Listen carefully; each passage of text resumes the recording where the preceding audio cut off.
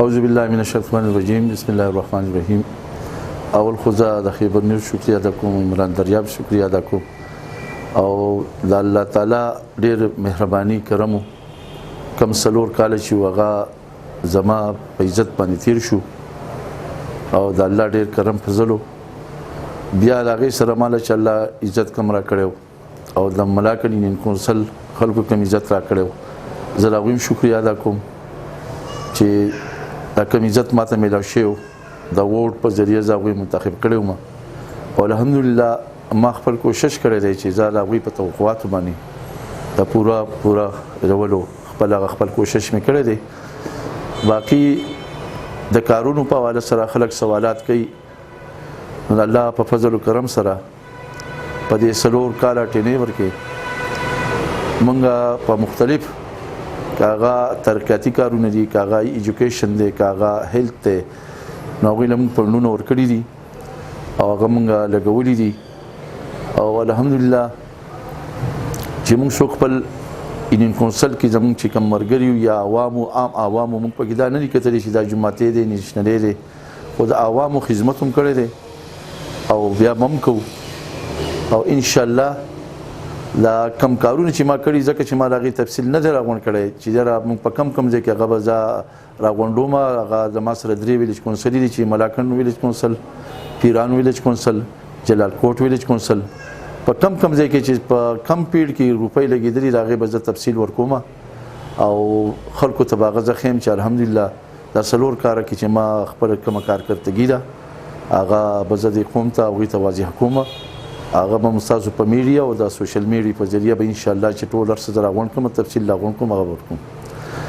باقي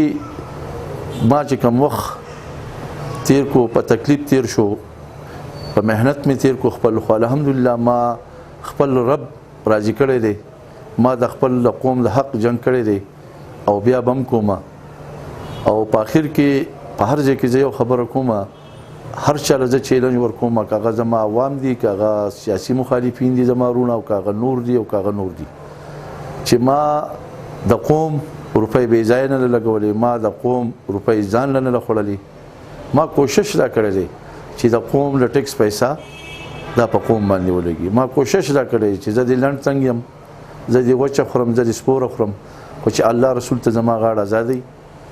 او زما قوم چې کوم دی، زما د انډین کونسل خلک چې کوم دي چې دوی خوشحاله، ما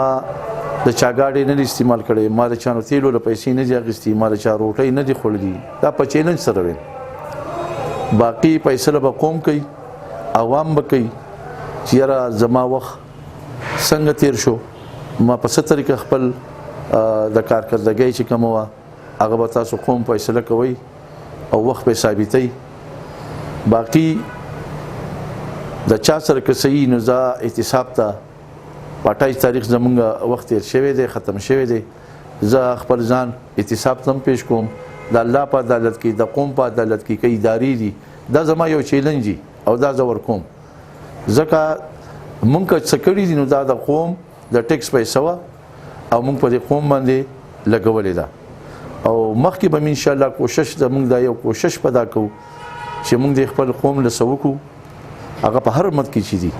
او د خپل قوم چې کوم دی، د خپل ملک چې کوم دی، د مخ په وړاندې بوزو ځکه چې پاکستان یو ښکلی ملک دی. مونږ د الله تعالی یو داسې ملک را کړی چې په هغې کې مونږ آزاد ژوند تېرو. زما د قوم د پوره د ملک د قوم دا فرض دی چې مونږ د خپل ملک د خپل قوم خیال وساتو او دغه زما خبرې وي. والسلام.